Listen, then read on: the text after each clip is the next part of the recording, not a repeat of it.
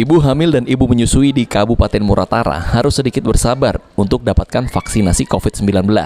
Pasalnya, kini Pemkab Muratara belum melakukan hal tersebut. Menurut Kepala Dinas Kesehatan Muratara Marlinda Sari, saat ini Dinkes Muratara masih berfokus dalam mencapai target vaksinasi untuk masyarakat lanjut usia serta remaja. Setelah vaksinasi itu terpenuhi, barulah Dinkes Muratara akan segera melakukan vaksinasi terhadap ibu hamil dan ibu menyusui.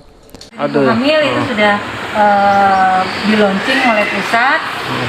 Untuk vaksinnya kita belum, untuk Muratara sendiri kita belum mulai meluncing, jadi kita masih konsen di lansia, terus pelayan publik, remaja. Nah, itu kita masih konsen di situ.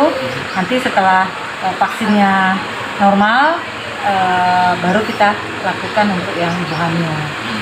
Karena ibu hamil ini agak perlu perlakuan khusus. Kami kalau melakukan kegiatan itu terintegrasi. Jadi kalau mau lakukan vaksinasi untuk ibu hamil, artinya kami harus melakukan pelayanan lain-lain untuk ibu hamil, biar terintegrasi lengkap. Untuk melakukan vaksinasi terhadap ibu hamil dan ibu menyusui, diperlukan persiapan yang matang dan perlakuan khusus. Selain melakukan vaksinasi, Dinkes Muratara juga harus melakukan pelayanan lain untuk ibu hamil dan menyusui. Adi Arianza, PAL TV.